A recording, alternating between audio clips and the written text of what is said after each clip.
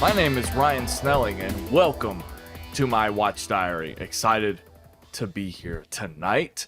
I'm recording this on a Thursday night. I don't normally do that. I normally record on a Friday morning, the morning after I've seen said weekly theatrical release. Well, this week, guys, I had an early fan screening for Top Gun Maverick, so I saw it actually 2 days ago. I'm ready to record right now. I don't have a trusty Trenta cold brew. I have a margarita with Jose Cuervo, the silver, I guess is what it's called, with Jose Cuervo mix, and I literally just shake it up that easy, that simple. I've been enjoying Jose Cuervo lately, Cuervo, as Nesto would call it, and it's been good to me. I'm not gonna lie, I haven't been drinking as much, I've been training, I've been eating better over the last few months, and every now and then I've had some beer, but I've done pretty well. But I got hooked on this tequila, so I've been making margaritas at night when I'm not lifting for the most part, and I've really enjoyed them. I love it a lot, and it doesn't bother me in the morning. Beer obviously bothers me in the morning, upsets my stomach a little bit, got the poops, the morning poops. I don't have that as much with tequila, and I don't really have...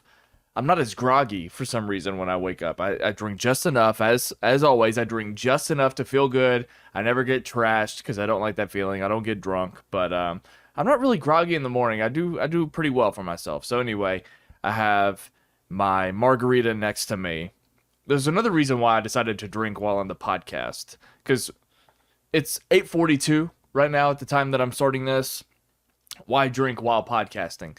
Why risk getting too silly? Because I'm a lightweight. Why risk getting too silly while I'm recording a very serious podcast? Well, guys, a couple of hours ago, I got my back waxed. That's right. I got my back waxed. Why did I get my back waxed? I am going home to Kentucky in 6 days, and I will be there a week. I'm leaving Arizona. I'm gonna be at my mama's house, hanging out with my sister, hanging out with my friends. I'm pretty sure I get to meet up with Brando. I'm not sure because he's kind of a flake. I might see Jay. I'm excited to see a whole bunch of other friends that you may or may not know if you've been following my podcast over the years. And I knew I was gonna be outside with my shirt off because your boy looks good this year. And I have a hairy back, Insert obvious joke about it leaving my head and going to my back here. You're welcome to do that. Have a hairy back. So I got it waxed. That way it could heal. It's got several days to heal, And so anyway, I'm in pain. I'm trying not to sit back in my chair. I've got a more loose fitted shirt. Because you got to watch out for ingrown hairs. I went over this with my esthetician. And so I'm hurting. My nerves are kind of shot in my back, and I needed something to kind of chill out with. I went to Target because I was out of tequila. Sediction. I was out of tequila, and I had to go to Target to pick some up. And I also grabbed some Tylenol. And I thought I was going to get a couple of other things. But I looked down and I was on my way to check out, and I realized all I had in my car was tequila and ibuprofen. And I didn't want to look like a maniac. I don't know if that even makes you look like a maniac, but I didn't want to look like a maniac, so I just set the ibuprofen back up on the shelf. So I just got the tequila, and so yeah, I'm just gonna let that settle my nerves, and we're gonna have a good time tonight. I'm really happy. I'm really happy. I had a couple of sad days earlier in the week, and I've had a couple of happy days, and but right now life's been good to me, and Top Gun Maverick and Tom Cruise have a lot to do with that. But I'll come back to that. That's what this whole episode is. I do think it's going to be a shorter episode. I really only have to talk Top Gun, and I'm going to do an every movie ever for Joseph Kosinski as well. I realized that Spiderhead, his upcoming movie with Hemsworth and Miles Teller, I realized that comes out here in like 3 weeks. But I'll just do another every movie ever then, because I did prep for this and I need something to make. I need to give you some substance now, and it's not just going to be the Top Gun Maverick review. I wanted to give you some meat on the bone, so we're going to do an every movie ever, every Joseph Kosinski movie, excuse me, leading up through Top Gun Maverick, and then I'll just do another ranking later. Why not, right? I'm never going to run out of ideas for every movie ever, so there's that.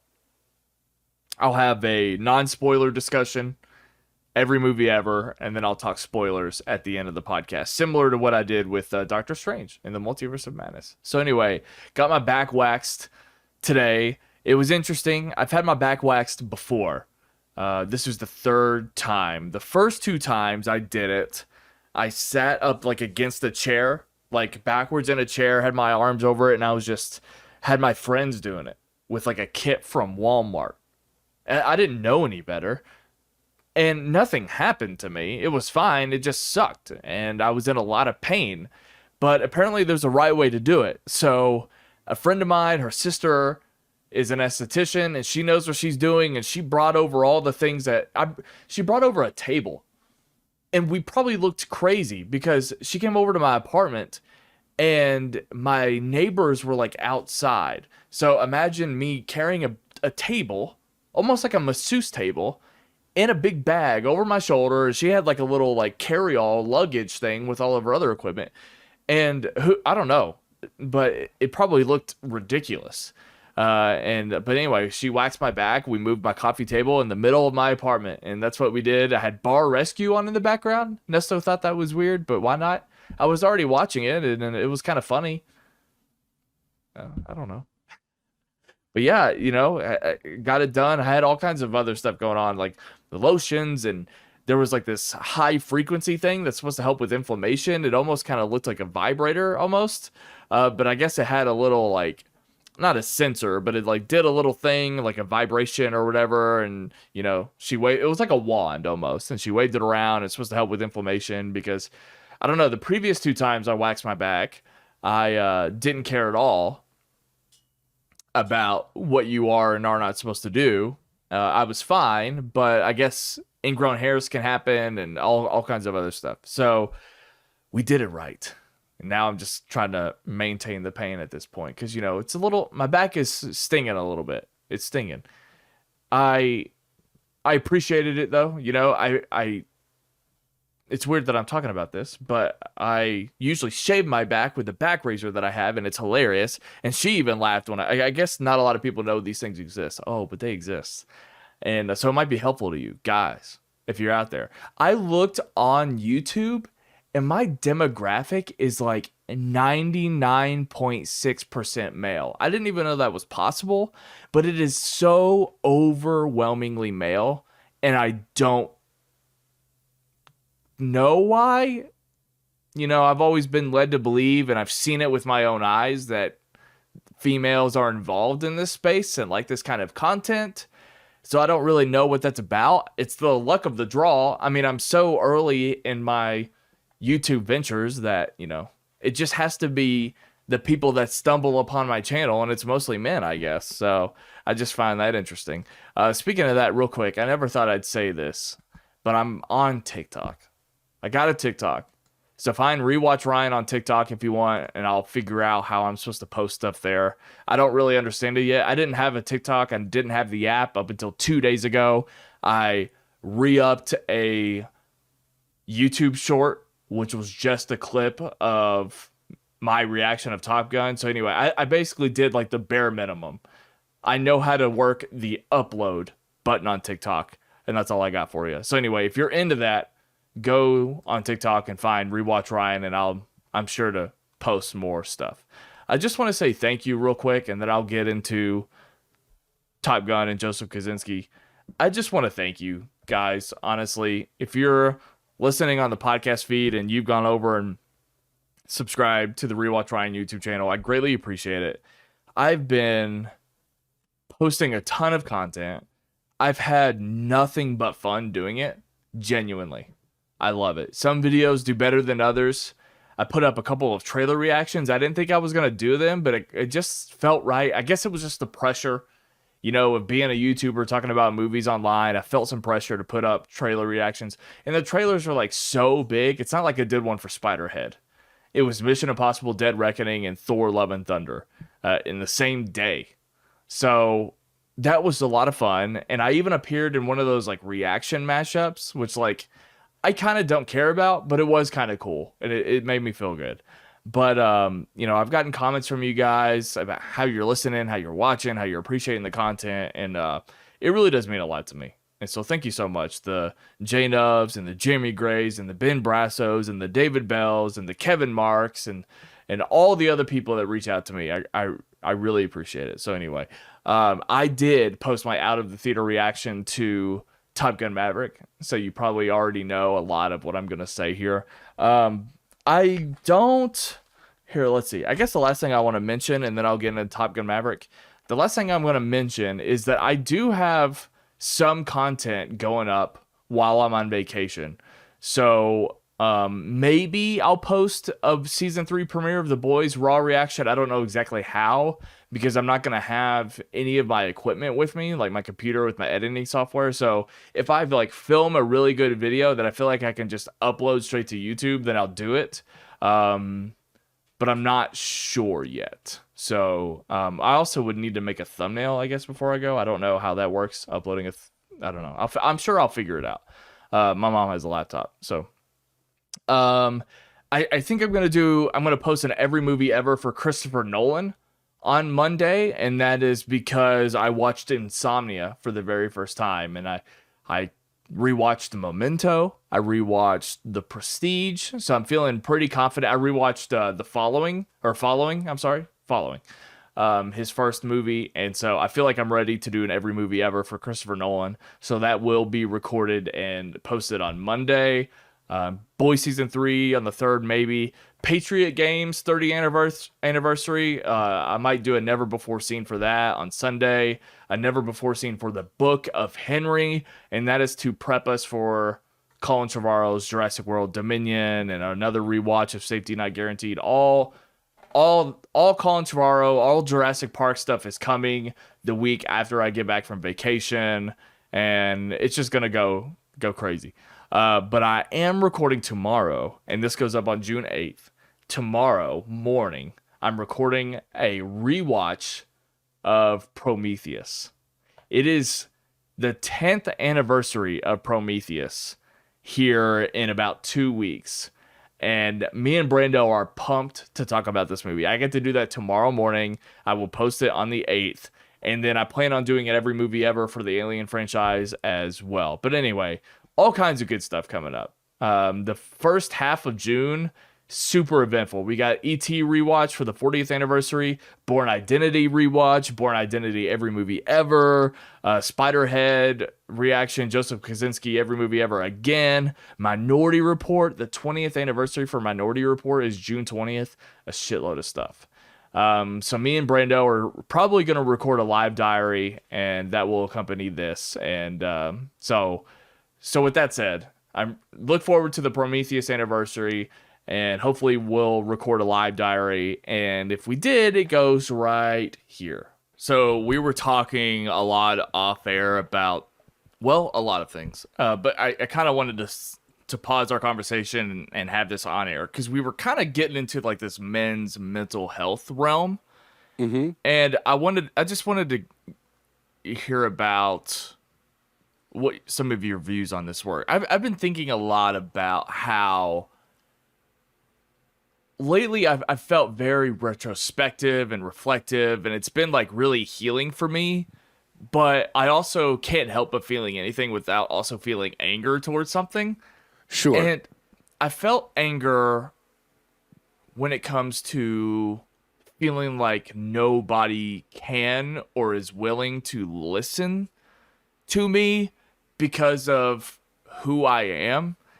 And I have an extreme amount of awareness about where we are in our culture, in America, in our life. And I understand that I fit into this category that some people just dismiss nowadays. And I'm not even saying, I mean, I think it's wrong in the way that it's wrong to just dismiss anybody. because they appear to be somebody who, they may or may not be. But it's also just like a men's problem, I think. That men's mental health is like largely ignored and cast aside. And as you kind of mentioned your mental health struggles, and I've talked plenty about my mental health struggles, I just wanted to know if that aspect of it affects you. If the cultural aspects or in your daily life you feel like somebody looks at you and just says, I'm dismissing you because white, straight male. Sure. I mean, I think that happens. But I think more often, it's the other way around. It's me trying to understand other people's stuff through my lens, if that makes sense.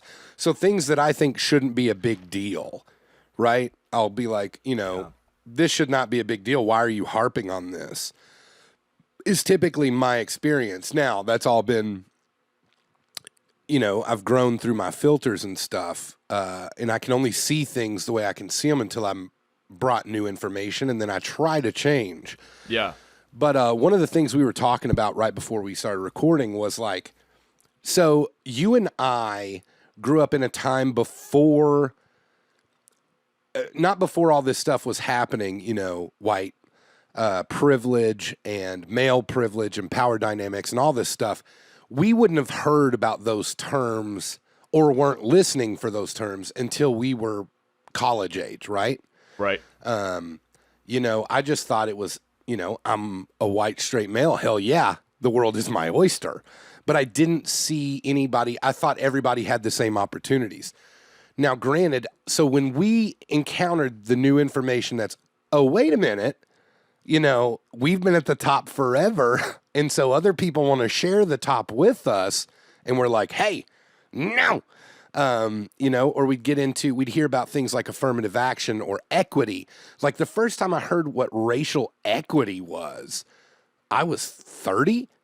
Do you know what I mean? Like, not just like making the, not just like giving like we're not all starting at the same starting line. Equity would say, well, if you've been at a disadvantage, well, you get a 3-second head start if we're racing, which I'm not racing anybody because look at me. And I also think that we've missed an opportunity because anyone who runs in races should be called racists.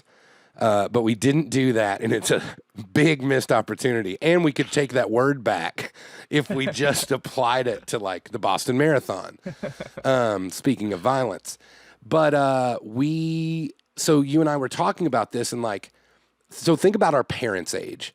We were talking about that a little bit, is, like, the reason why Trump got elected, or, I don't want to get into all of that, but, like, just being honest, like, when people my parents' age and up are confronted with new information, it's so easy to dismiss it because it hasn't been their lived experience if they're white and straight.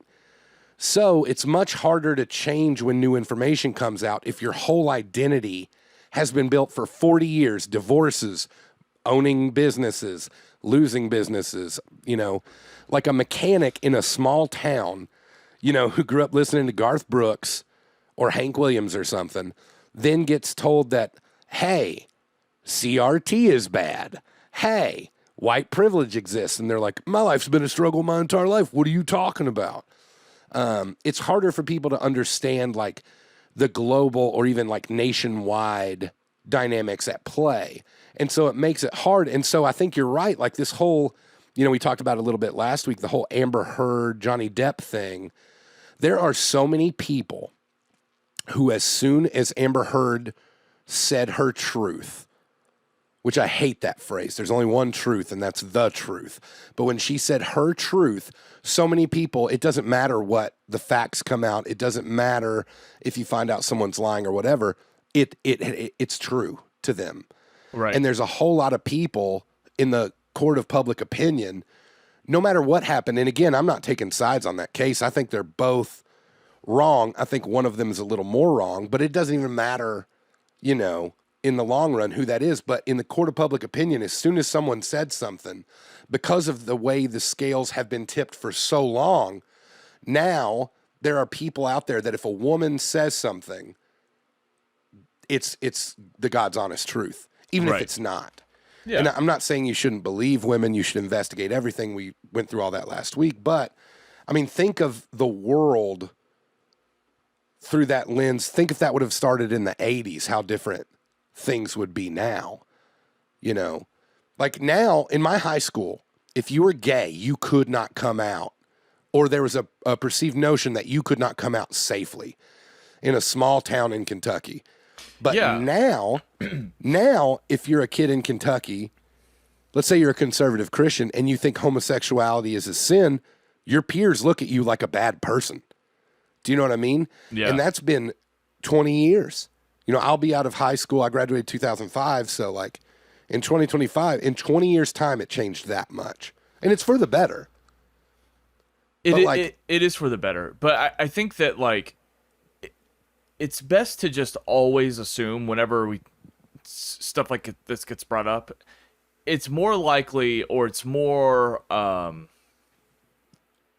it's smarter to just always assume that it's always more complicated than it seems. I think 100% you're correct. it's never black and white, you know, to use the obvious phrasing, but it's as complex as it could possibly get. Like that's how I try to remember it. And you know, you said something about, you know, the believing women and women's truth thing. That happened to me yesterday, and it was on a much smaller scale. It was a work-related incident. It wasn't, you know, political or, you know, anything like that. It was just, but it reminded me of this. A female coworker did something that was just wrong. It wasn't a big deal. I corrected her on it, and then another female coworker was like, "Oh, I just assumed it was right because she did it, and you said it was wrong." And I was like, "Wait, what?" Because it was like, because as a supervisor, it was like an obvious thing that I was supervising someone on. Yeah. But she was like, "Sorry, I just assumed that she was right because she was a woman." And Like she said that out loud? yeah. And I was Weird. like, yeah. And I was like, and this is someone that I headbutt with all the time about this kind of stuff. Because I work with a lot of people that are just like so far left that it's actually a problem in that way. Because like, but when I hear something like that, I know who I am, but they're looking at me through an entire different lens. And you know, there's a lot of stuff that I have to understand about that person and why they look at me through that lens, but also at the same time, the lens is faulty. Because if she doesn't talk to me about these kinds of things, she just says dismissive and confrontational things and believing that she knows what I think about something, but doesn't actually. She kind of paints me into a box. Sure.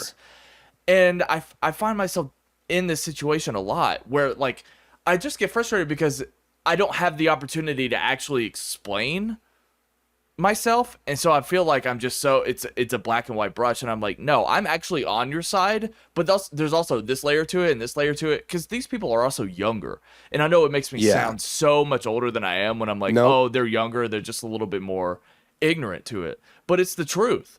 It's like you haven't experienced this thing that I've experienced, and that's why you're not where I'm at yet, and it's fine. And I'm not judging you for it, but you're just missing something. And that's right.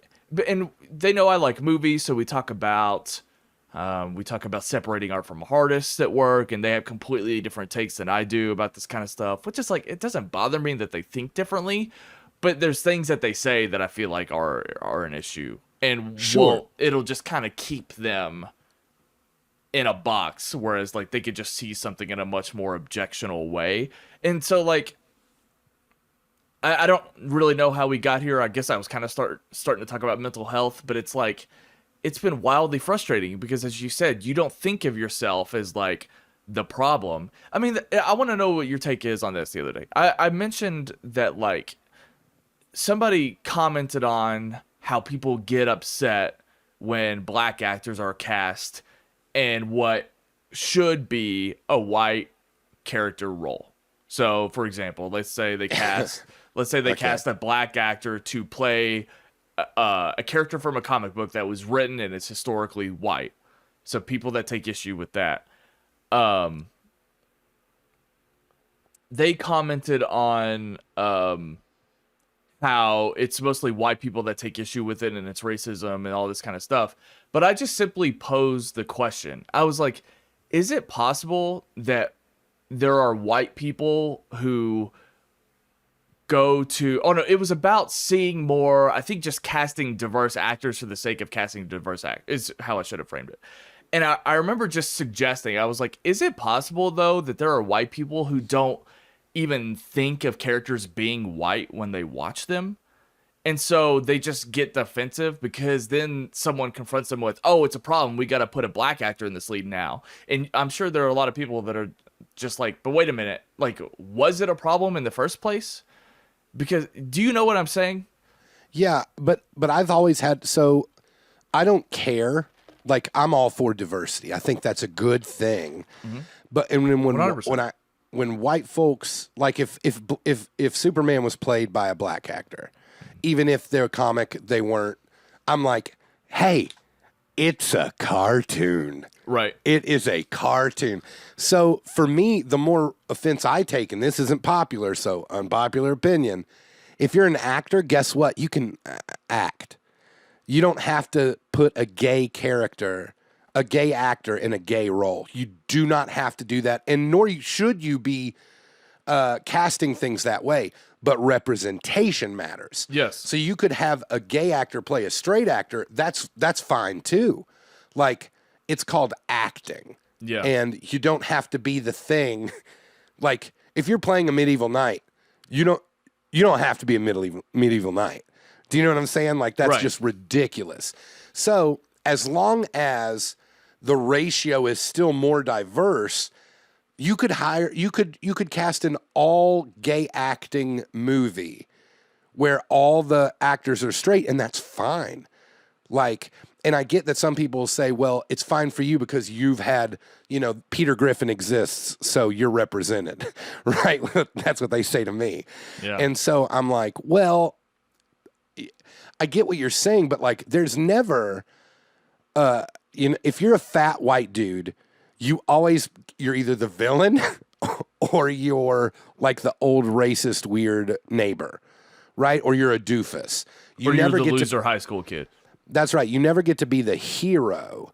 And that's fine because, hey, people that look like me don't get to be, I don't know, Tom Cruise. You don't get to be. You really took a big hit when Chris Farley died, didn't you? No, I mean, roles opened up for me a lot. Like, again, that's why I'm mad that I didn't get to be the Penguin in the new Batman. No, I think acting, I think representation 1,000% matters. Of course. But identity politics in acting do not matter. Right. So you do not have to identify as the thing that you are playing. That doesn't mean that, a lot of people were upset when Sean Penn played Milk, a long time ago. People will write about like, it's always straight actors playing these great gay characters. Is there something to that? Could it be that there are potential gay actors that could have had that role? 1,000%. And should we be more like, have you seen that clip where Denzel Washington is talking about what was the movie? And someone said, could only a black director have made this movie? He said, it's not about color, it's about culture. Yes. I have seen that. So it's a great clip, and he's dead on. Yeah. And so I think there are some things like that that certain people will never know. But at the same time, if sexuality is a spectrum anyway, it's just And as much as like things are changing, I think it's always more nuanced than people give it credit for. Like, people are facing things. Just because I'm white and straight, you do not know my journey. But just because I'm white and straight and I'm 35 doesn't mean I know every person who's 35, their experience either. Like, right. We all need to have more grace and patience with each other. What I don't like, and what I think is actually bad, is it's not my job to explain it to you. Have you heard that? Sure. Like, while I agree 1,000%, you always catch more flies with honey than you do vinegar, but I also understand that some people are just sick of it, right? They've tried the honey route for so long it never worked. But if you're a teenager and this is like the attitude that people are giving now. It's like, well, it's not my job to educate you on these matters. Well, then how do you expect the world to change? Right. Because it's not about behavior. It's about heart. You know, I'm a Christian, so it's about heart change. I want people's hearts to change. Their behaviors will follow. It's like if you made it illegal to say the N-word, which I don't think anyone should say. But if you made it illegal, it wouldn't make people less racist. It would make people hide. Right. And that's more dangerous. You know, I honestly think like Donald Trump is a terrible person, but at least I knew what he thought. You know what I mean? Like he was out in the open, and then you got people like Mitch McConnell, Mike Pence, all these people who I think could be scarier because they won't show their cards. So it's not about behavior, it's about heart change, I think, and that's what we need. Yeah. Empathy and heart change. You said a lot of things that I wish I could have commented on, but Just interrupt me. well, I mean, even going all the way back to here, I'll sum up my response and then we'll move on. But basically, I agree with nearly everything that you said. Even going back to what you said about actors performing in roles, and that's kind of where I started to realize everything is just complicated.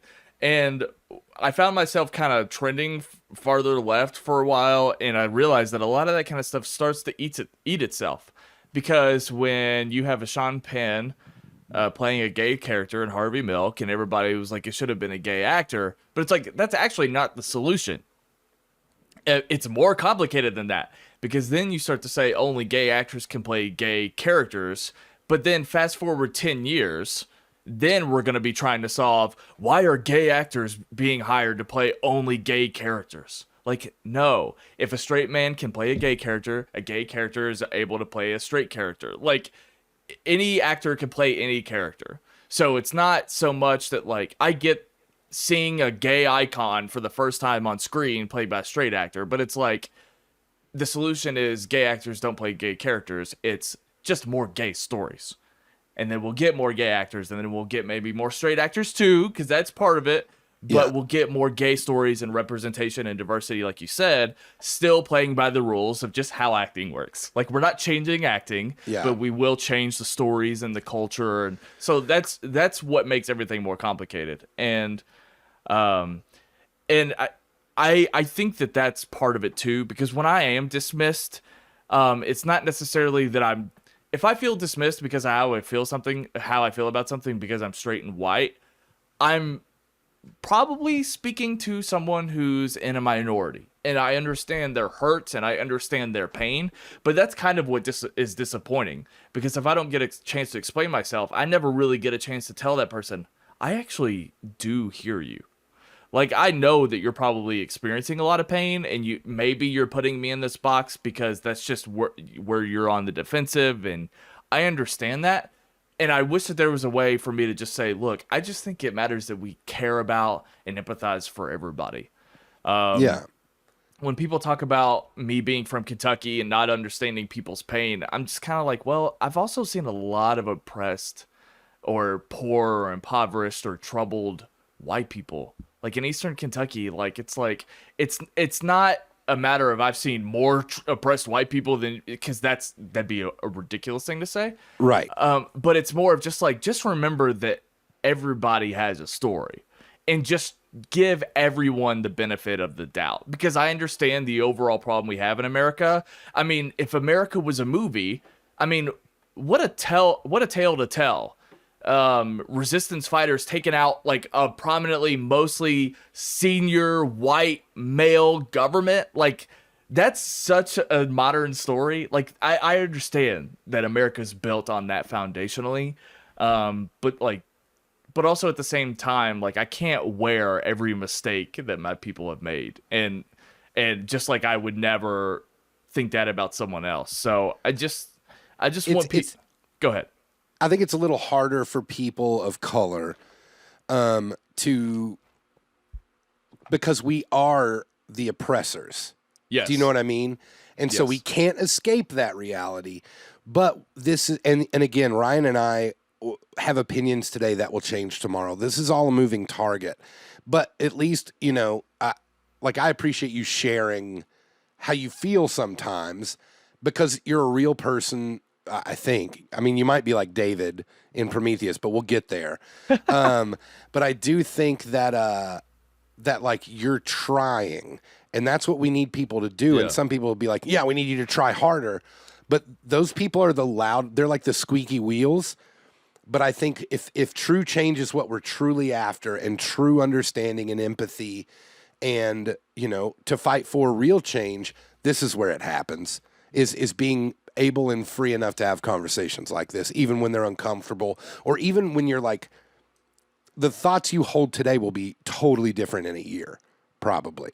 Sure. I mean, you know, you've been listening to a lot of Ben Shapiro, so I'm sure that, like, I'm just kidding. But I'm just saying, like, all moving targets, as long as we're all trying to actively get better and listen to each other, I think it's a good thing. 100%. I just care about people, and Yeah. I genuinely want to know what people think. People that are hurting, people that feel left out, people that feel misrepresented. Like, I feel like I need to know. But at the same time, I just, you know, I expect them to feel the same way, and to, you know, I think it's important that we all hear each other out and not dismiss each other how we're feeling, because anyway, I just remembered something that I needed to tell you at the top. Look, I realize we got a big weekend.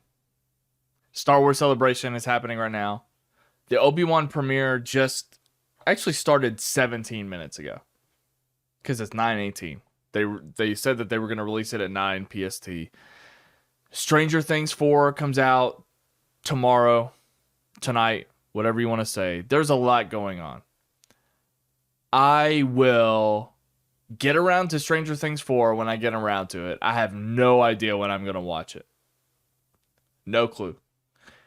I might watch Obi-Wan, but I'm not going to cover it until the series is over. So just so you know, if I felt like I couldn't not do this podcast without addressing it, so I might watch Obi-Wan, and I might like talk about having watched Obi-Wan, but I'm not doing any sort of recap or review until the series is over. I just don't want to, and I'm not going to be a bitch about it. I'm just saying that's what I'm doing. And what was the other thing? Oh, Stranger Things 4. The episode links, crazy. I got a lot of movies to watch. I'm off work on Saturday, and I have to record a lot of content for other movies, and I'm just more excited to do the movie stuff than I am Stranger Things 4. It looks daunting. Maybe I'll wait 6 months, because that's, you know what's crazy? I like these videos, but the more I see of them, the more I'm just like, how can people do this? The live reactions of like superhero movies, like someone I really respect, a YouTuber I like, and I'm not criticizing YouTube, Natalie Gold. She does really fun movie watch-alongs, and she watches movies late, you know, months after they've come out. And she does a watch-along, and she does live reactions, and they're a lot of fun to watch. I like watching those videos, but I don't get how someone can do that. How can someone avoid all the spoilers? Because when they do these live reactions, they don't act like they know what the fuck is going on. Like, how can you watch Infinity War for the first time now and not know what the hell is happening, based on how much that movie's been spoiled and the fact that so many, like, I don't understand that, but also just the patience that you have to have in editing those videos. It's like the YouTuber Holden Hardman, which I was really into his videos for a while, but now they're just like, come on, man, do something else. But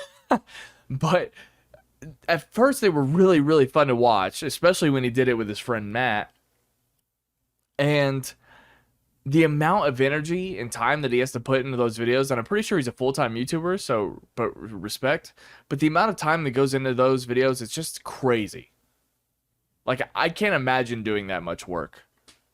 But then again, he gets a much greater return than I do, so who knows. But anyway, I was just thinking about that. So, I don't know, maybe I'll do that with Stranger Things 4. The episode links are obnoxious, so I'll get to it when I get to it. I'd rather just wait for Miss Marvel, honestly. I just want to talk about Miss Marvel and She-Hulk and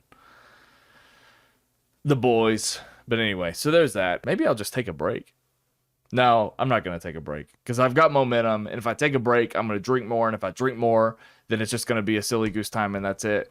And I want to be able to talk to you guys about this movie. So I put up Top Gun content, Top Gun Maverick, guys. So I went to a early access fan screening at my Century or Cinemark Theater on Tuesday at 7 p.m. Now, these tickets went on sale like 2 or 3 weeks ago. I bought 2 of them, assuming that I would just drag Ernesto along with me. And he knew that I was excited for this movie. I was excited for him to be there because I've shown Ernesto a lot of movies.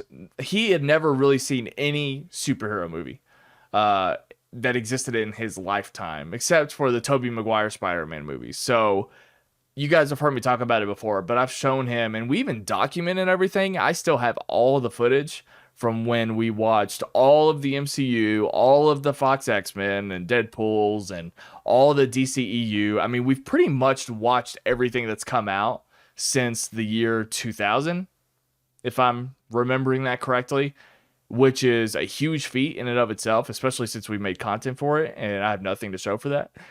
Maybe I'll post it one of these days. But anyway, I've shown Ernesto a lot of things, and I really love when he adopts a fandom for even like Game of Thrones or Lost. I've shown him a lot of TV too, and it's some of his favorite stuff. And it does make me happy that I get to share that with him. But he's just never been on his own a fan of Tom Cruise.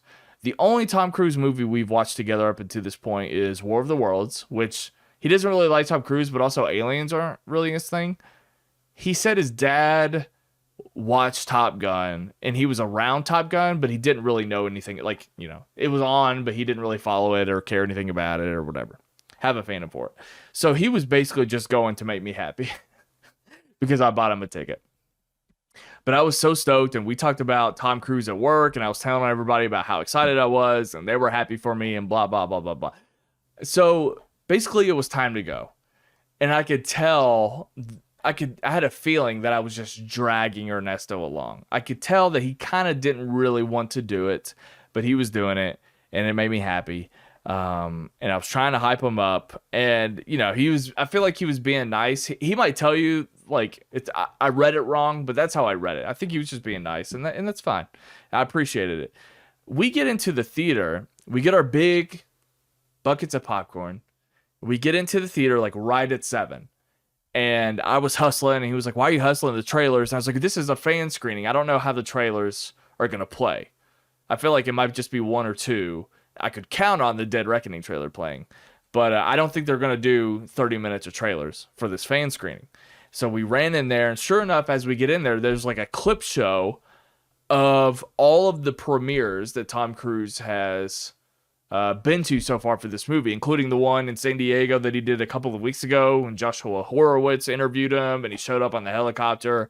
Then there were a couple of other world premieres, and it was basically just a clip out of all these interviews and things to like hype up the movie for us as we were sitting there. And it was almost like a Tom Cruise celebration. It was really cool. It was like, I just spit everywhere. It was like heaven walking in, and it was just, and a lot of people were there. Like the theater might have been just as full as it was when I saw Multiverse of Madness. Like it was pretty full. And it was like heaven because it was just a Tom Cruise like vanity thing in there, and it was really fun. And then after that, they showed the Dead Reckoning trailer. Now here's a special presentation of the Dead Reckoning trailer, and that was awesome. You know, I'd already watched it several times in those 2 days, but so that was cool too. And I like that I felt like Ernesto was appreciating it as well, which was nice. And then sure enough, the lights go down, and then the movie starts. That's all.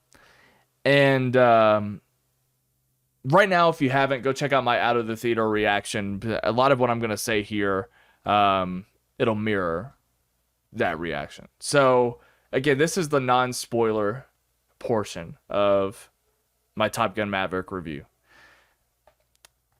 I feel like if you've been paying attention to the tweets, the Rotten Tomatoes and the reviews and the raves. And, if you're paying attention to what everybody is saying about Top Gun Maverick, I'm only here to add to the noise. Everything you've heard about this movie is true. I think I even said on the last episode of the podcast, I was like, if anything, now the expectations are too high and it can only let me down. It didn't. The movie surprised me in all of the right ways. I was basically, I guess, only counting on all of the footage, all of the aerial footage that's been highlighted and that we've been talking about over the last few weeks or months, whatever. How long we've been talking about this movie? Years. I mostly thought that it would be an aerial. I imagined an aerial Mad Max Fury Road, and that the sequencing of the film, I just imagined the story being a little thin and it mostly being aerial sequences, but done in a well done manner. I thought it was going to be a shoot 'em up movie, but in airplanes, which might be a fault of mine, considering there is a lot of rich story here.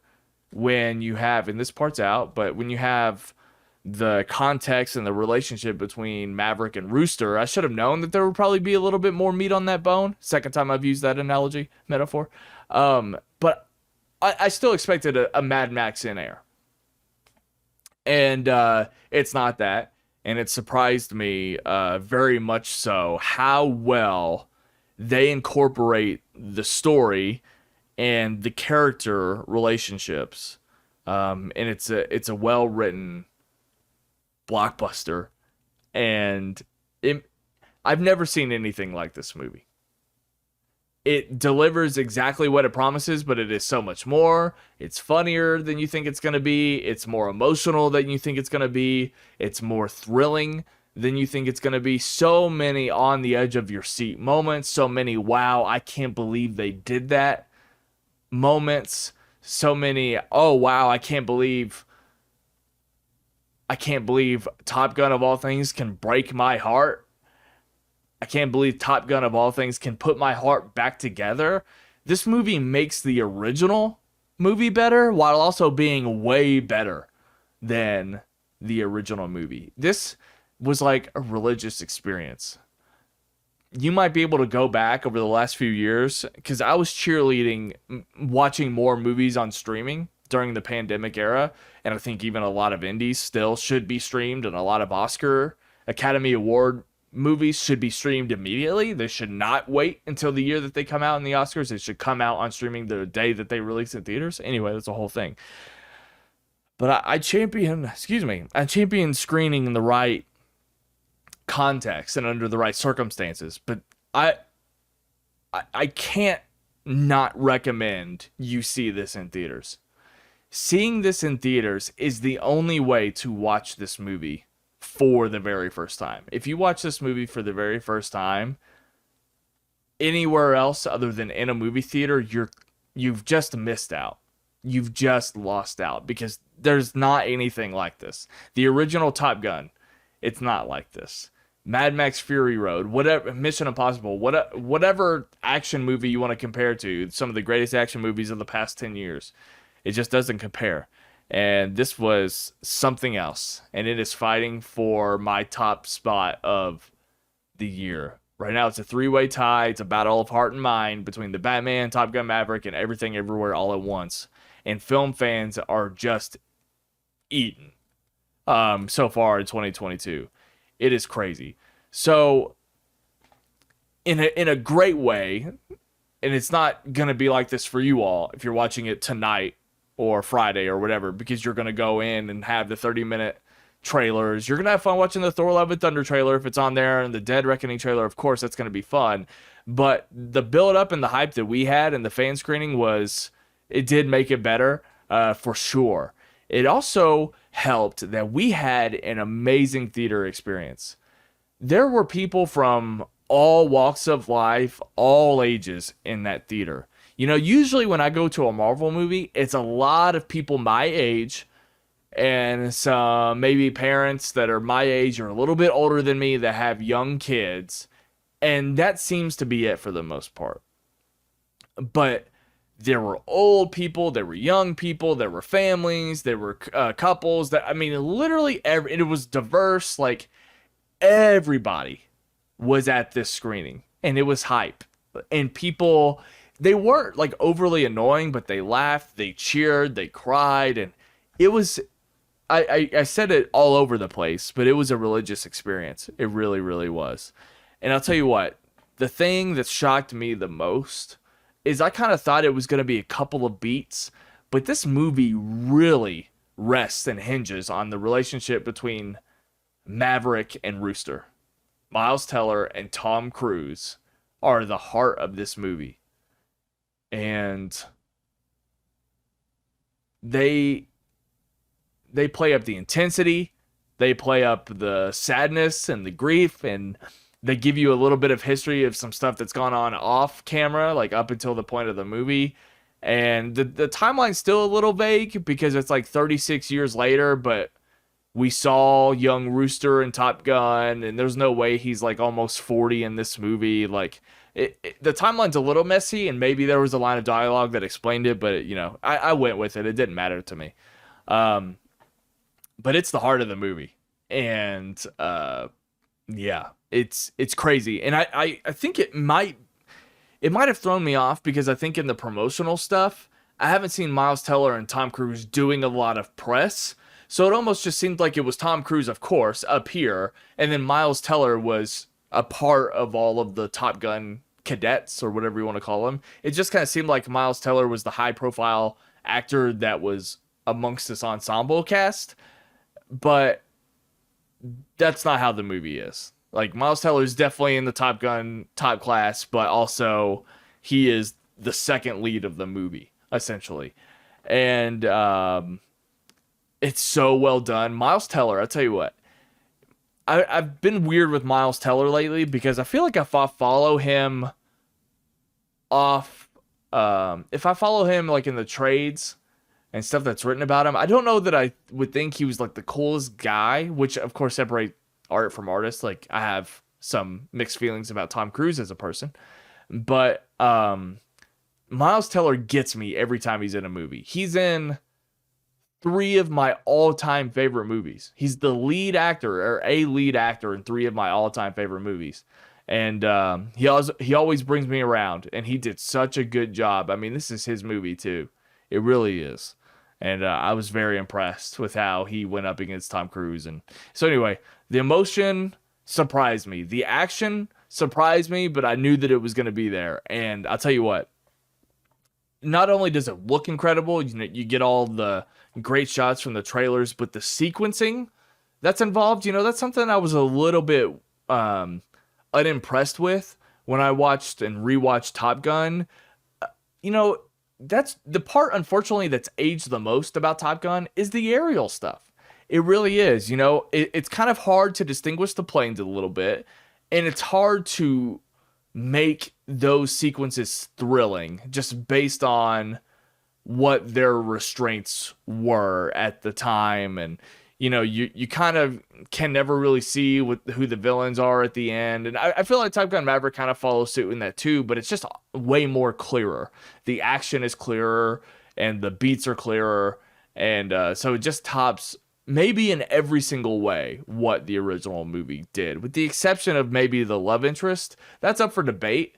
But just because I like this movie more, I go with his relationship with Jennifer Connelly more.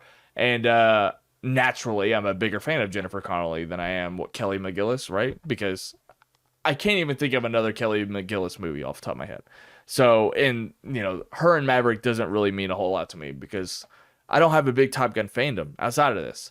So the sequencing is what impressed me the most. And everybody was on the edge of their seat. Everybody was into it. Everybody. And it was very clear and engaging and suspenseful and scary at times. Just so wonderfully done. It built upon itself so beautifully. And that's the thing that's great about another Joseph Kosinski movie, Only the Brave.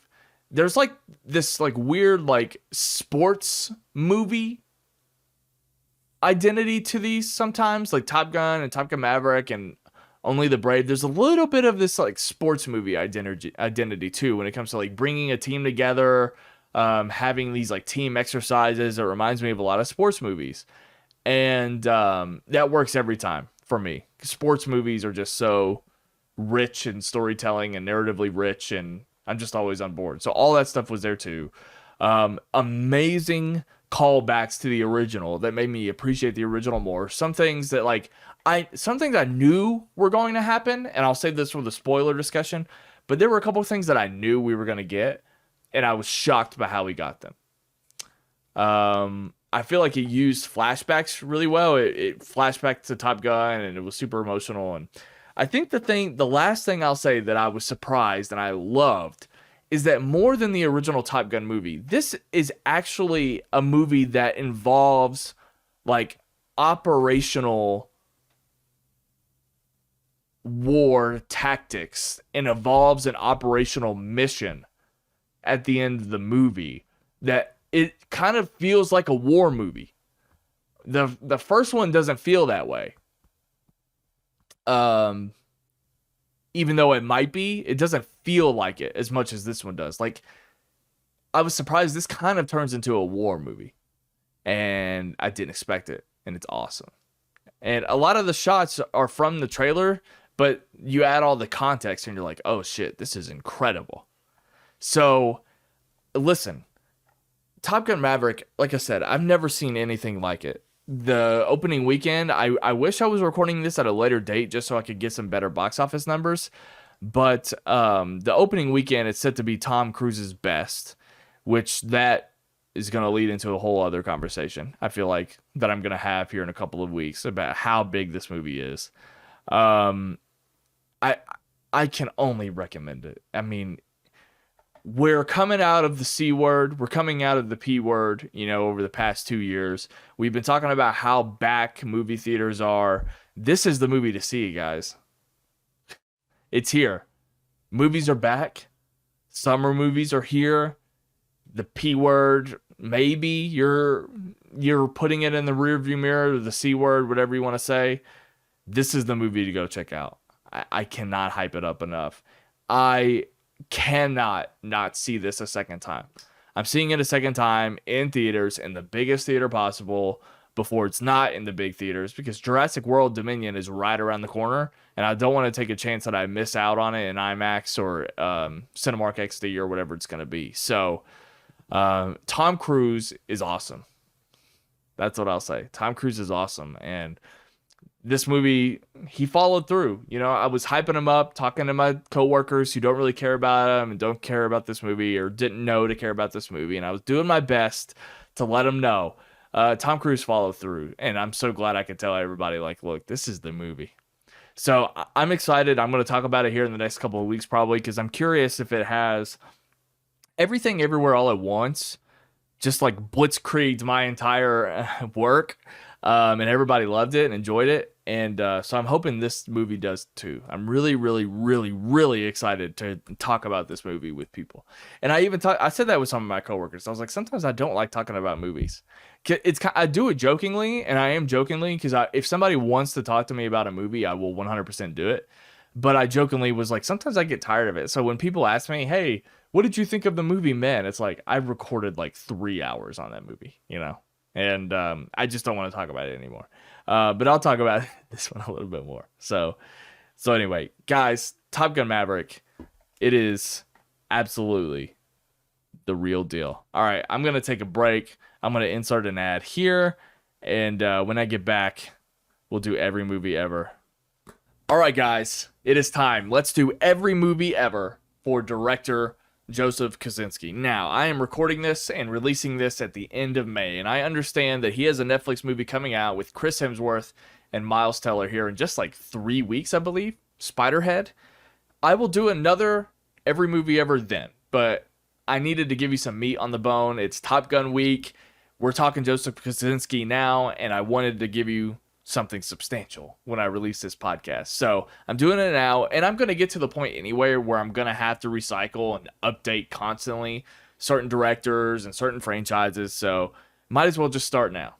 Joseph Kosinski ranked through Top Gun Maverick. Guys, let's get started. Number 4, Joseph Kosinski's 4th best movie is his first directorial effort, and it is Tron Legacy. Let's talk about this for a second. So, I saw Tron Legacy in theaters, and to my knowledge, I don't think I've rewatched it since. So, it's been a long time. I forgot the basic, well, I remember the basic gist of it, but I forgot a lot of the details and exactly how things worked. Going into this movie for the first time, I had no pre-existing fandom for Tron. I still to this day haven't seen the original Tron. I don't care at all about seeing the original Tron. Sorry. I've seen some stills and some clips. I'm good. But I'll watch Tron Legacy. There's some interesting stuff to be said about this movie. But unfortunately, look, this was ambitious. And Joseph Kosinski has a great eye. A great eye for production design, for cinematography. He works with Claudio Miranda, I believe, is the cinematographer for all 4 of his movies up until this point. Great eye, great partnership with his DP, and all of his movies just look incredible. All of them.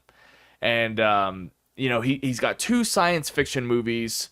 Both of them are sort of droning, sort of inert and muted in a way, but with great sound design. Tron Legacy and Oblivion have that in common. And then he has his 2 heroic Americana, pseudo sports movie, almost Taylor Sheridan-esque or Peter Berg-esque, but arguably better movies. And so and I like that it's kind of evolved into that, because, and you'll notice on this list, I lean towards his more recent movies, and I just respond to that more, and there's something about it. And so Tron Legacy, I feel like it was an ambitious start to give Joseph Kosinski this franchise, and this it was pretty incredible for a first-time director to take this movie on. But unfortunately, I also think some of that kind of comes through the seams a little bit. So I still don't really think that I needed to watch the first. I get this movie without knowing anything about it. I did think that it felt super random at the time to make a sequel for this, but we're in the age of rebootquels, and at any point, people of my generation or younger can step into a franchise, and maybe this is their first Tron movie, and so yeah. I also remembered this is the first time that I recall that we made a big deal about de-aging technology. And I thought that some of it still looked really good in certain shots. Certain shots haven't aged a day, and then there are other times that definitely have. But we have to have those growing pains. So I appreciate what it offered at the time, but a lot of it has aged out. Garrett Hedlund, I question why he didn't take off, but if he was going to take off, it wouldn't have been because of this movie, because I feel like this movie gives him just a baseline character to play. And I just also don't think he does anything interesting with it. He's kind of boring in it. And I like him in general, but, I also thought it was weird that he had a beer at the beginning, because I thought that was odd for a Disney movie. I appreciated it. It just struck me as they would never do that now. I just think a lot of it's wooden, and it's mostly held together by the visuals and the production design and the music, and it's just a little stiff, and it's a little dull, and there's great actors are in this movie for sure. A lot of the VFX still holds up. Actually, pretty much all of it does, except for some of those de-aging things. But it looks really good. It's really pretty, but I don't feel like I need to see this again. And it's a forgettable movie. They're talking about another sequel. I will go see that happily, and hopefully it's the better rendition, but Tron Legacy is my least favorite Joseph Kosinski movie. Joseph Kosinski's 3rd best movie is his next movie in his filmography. It is Oblivion with Tom Cruise. Now, when we're talking about his science fiction pictures, I think Oblivion and Tron Legacy have a lot in common. Tron Legacy did have the pre-existing franchise to lift it up a little bit, but I do think Oblivion in quality sneaks past that a little bit. So I didn't have to worry about pre-existing fandom. I just had to go in and enjoy a Tom Cruise science fiction movie. Now, Tom Cruise has been in plenty of science fiction movies, and pretty much all of them are better than this one. But there's a lot of good qualities in here too.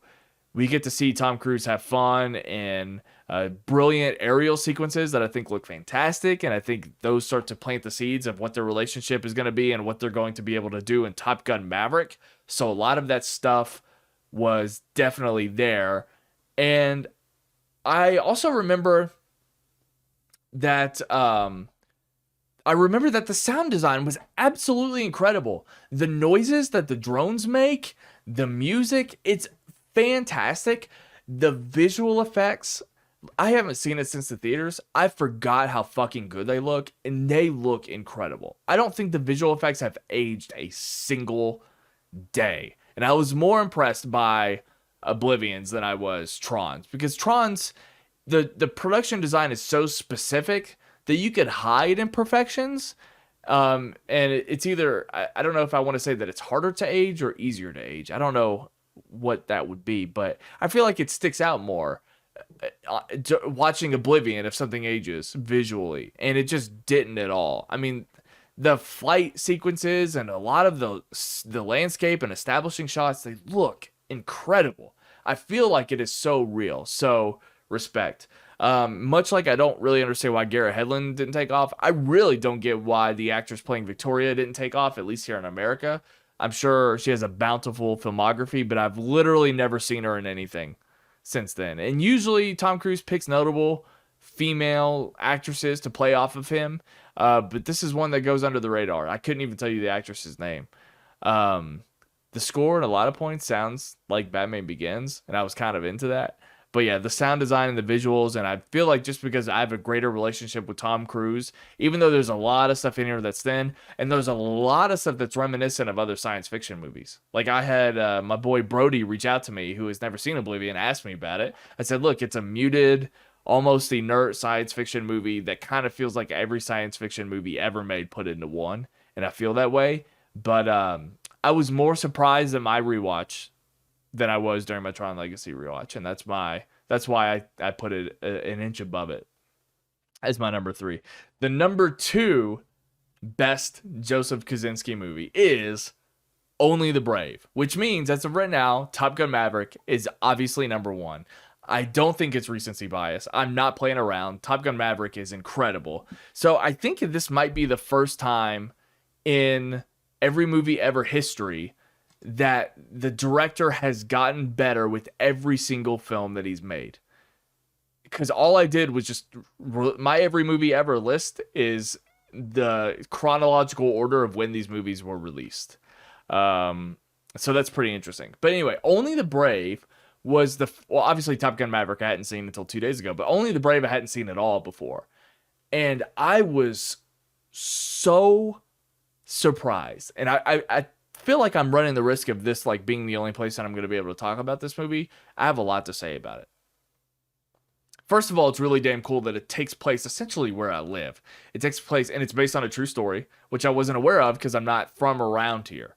But I did feel a connection to it for that reason. It takes place mostly in Prescott, Arizona, which is right outside Phoenix. I have a friend that I lived with and worked with. She's since moved to Prescott, and so we have a connection here, and I obviously recognize that it was filmed here, and you know, I felt at home watching the movie, being here in Arizona. And what's funny, well, it's not really funny, but what's interesting, I guess, is that I watched it when we were under a fire advisory, and so it just kind of impacted me in a way that I didn't expect. You know, different than if I was in Kentucky and wouldn't have to face these kinds of things on a daily basis. So I was pleasantly surprised by that. I thought it was a true story, or I'm sorry, I saw that it was a true story, and I was really interested that this is where Joseph Kosinski went after those 2 science fiction movies. Because like I said, I remember when Only the Brave came out, and it just kind of reminded me of like a Peter Berg, a lesser than Peter Berg Americana movie, like a Deepwater Horizon or was it, Patriots Day that he did with Mark Wahlberg. It reminded me of one of those movies, except like a straight-to-video version of that. And even the Chris Hemsworth movie that came out a few years ago, I think it was called, I don't remember what it was called, but it's something like Only the Brave. That's what I remembered. And it was just, another movie that came and went in theaters. And so I just had the wrong impression. But I had no idea that Joseph Kosinski was even the director of it. So I just had the wrong impression the entire time. 12 Strong is the movie that I'm thinking of. I just thought it was one of those movies that come and go and whatever. Which is unfair. It really is. But so anyway, I was pleasantly surprised by how great this movie is. And I had an incredible emotional reaction to this that I wasn't expecting, sitting in my living room, turning on this unsuspecting movie. It reminded me of how I felt when I watched this. This is what the live diary could be, and maybe I'll talk about it another time, but it reminded me of what I talked about in my Hacksaw Ridge raw reaction. You can see that video on this channel, but I also bring it up in my Everything Everywhere All at Once raw reaction, where this movie affected me emotionally, and it just made me question, which is kind of depressing, my human worth. And it brought out a lot of emotions, and I was like ready. I was about to leave for work, and it was like the least opportune time for me to like have a guy cry, but it was an amazing guy cry moment. And it's down to the brilliant storytelling of Joseph Kosinski. There's a sneaky like sports movie in here somewhere, even though this is based on a true story, and it's about this group of hotshot firefighters in the middle of fire season, facing all odds in Arizona in the dry desert heat. And there's great actors in this movie. Josh Brolin leads, Jeff Bridges, Taylor Kitsch, Miles Teller. It's the first time him and Joseph Kosinski hook up. And so it's just got a brilliant cast, and the acting's fantastic. The movie's beautiful. It doesn't rely on science fiction, visual effects. It's very, very light on the visual effects. I just have to assume that some of the fire is fake, And but that's pretty much it. Jennifer Connelly's in it. Fantastic relationship the better relationship that Jennifer Connelly has with her male co-star. And if you haven't seen Only the Brave, please watch it, because it is Joseph Kosinski's second best movie to date. And it's incredible, and I love it. And I find it way more rewatchable as well. It's a little long, and maybe it doesn't need to be, but it's also okay because I love the entire journey. And I do think that if I was going to rewatch any of the previous 3 movies that I mentioned again, it would be Only the Brave. It also reminds me, if you guys watch Entourage and you remember the season arc that Vinny Chase had in the movie Smoke Jumpers, this is Smoke Jumpers. This is the real life Smoke Jumpers. It's also interesting because it's episodic. It's not really a traditional A to B narrative. There's a lot of vignettes of things, and you kind of follow different characters at different times, and it's really interesting. I also would have eaten this up if it was a Netflix series. I'm not going to say that I wish it was a Netflix series because the movie's so good, but if they did do a spinoff, which would be weird because it's a true story I already covered in a movie, and why go through that again? But if they did a Netflix series like this, I would eat it up. Check out Only the Brave. It is fantastic. And that brings us to Top Gun Maverick. I hope that you watched my out of the theater reaction and my spoiler review. I've got 3 reviews essentially of Top Gun Maverick right now up on the channel or on the Watch Diary podcast feed. So I will just send you there. Did I just trick you into exploring some more content? Yes, I did. But that's what we're doing here at Rewatch Ryan. Top Gun Maverick is far and away Joseph Kosinski's best movie, and a lot of the things that he learned and a lot of the actors that he utilized in all of the other movies, front and center. He put everything that he's learned it's all there, and it's all working, and it's an incredible movie unlike anything I've seen before. So you can tell that my margarita is getting to me, but that's just because I'm having a good time talking Joseph Kosinski movies. Guys, that's my ranking. Check out all of my rankings on letterboxd.com/rewatchryan. This is going to be posted there. All of my other episodes of every movie ever are on the YouTube channel. Just search Rewatch Ryan, and thank you so much. If you're on YouTube, go subscribe to my podcast, Watch Diary, and get some more Top Gun Maverick goodness. I will end it there, and we will continue with a spoiler discussion. All right, let's do some Top Gun Maverick spoilers, and then we'll get out of here. I need to make another margarita, but I'm also a little too silly right now. You probably can't tell, because here's what happens. The more I drink, I just get more tired, honestly. So it's not like I'm too silly and my brain's not firing because it's tired. And I'm just kind of like slowly crashing a little bit. So I'm ready to drink more, but I'm not really ready to podcast. But I got to talk about these spoilers. So the first thing I'm going to say, again, spoilers for Top Gun Maverick. The first thing that I was really surprised by, and I mentioned this in the non-spoiler portion, I knew Val Kilmer was coming at some point. And I'm pretty sure they even allude to him or even show a picture of him in one of the trailers. I knew he was coming. There was an interview where Tom Cruise was like, oh, and you know, the best thing in the world was figuring out how we could work Val Kilmer into the movie. So I knew that it was coming. I was just so taken aback for some reason that Tom Cruise and Maverick was texting Iceman, and I got chills when Iceman was like, we need to meet, we need to see each other. And I was like, oh shit, here it comes. This is the reunion we've been waiting for. And I was so sad but shocked that they implemented his real life circumstance into the mix. You know, the second he shows up and Iceman's wife meets with Maverick and says, oh, the cancer's back. Or I guess Maverick says, oh, it's back.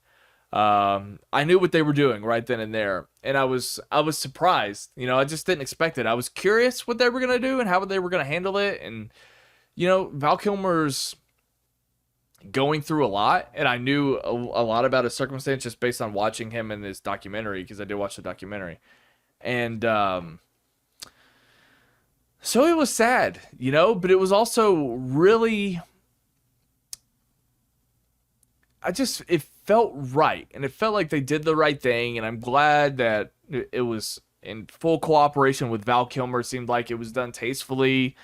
And it was somber and it was emotional.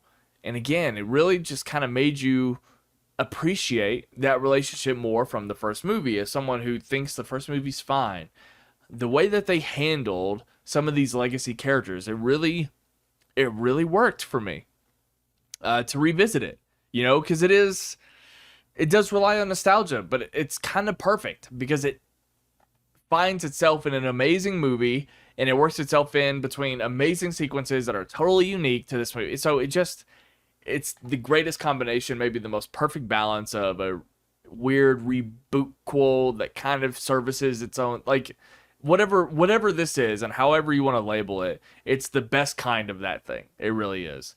And this goes back to all of the flashbacks with Goose. You know, knowing that Rooster was Goose's son going into the movie, I felt like there were already going to be stakes. You know, there was a quick clip in the very first trailer, I believe, where you see a glimpse of Rooster jumping out of his seat to go attack somebody and get in a fight. I always assumed that he was going after Maverick. There's even another quote in the trailer that's like, "Oh, I'm not gonna make the same mistake my dad did. My dad believed in you. I'm not gonna, you know." So I thought there was gonna be intense, like aggressive. I thought they were gonna have an intense, aggressive relationship throughout the movie, and it is intense, but it's more emotional, and there's more backstory. You know, I didn't realize that they would implement even more backstory. And it works, and I'm so glad they did. You know, everything where he withdrew his application and held him back for 4 years, like all that kind of stuff. That was really smart to add a little bit more to that than just jumping forward 36 years. So that really worked. You know, I think all of the actors worked. The characters, Hangman was really fun. I thought Glenn Powell was fantastic. I thought John Hamm was great.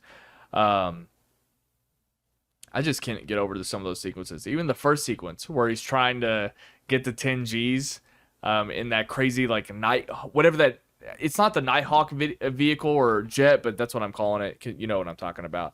That's where we started, and it just got better, better, and better.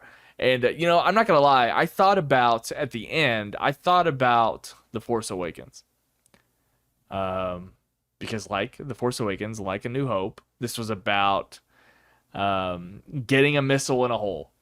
And it was on a snow planet. That's why it reminded me of Star Killer Base in The Force Awakens. And that's where I started thinking about, like, oh, this is the best version of this type of movie. A movie that sort of reboots, but also sequelizes, and it uses the fan service and uses the nostalgia. It's the perfect recipe.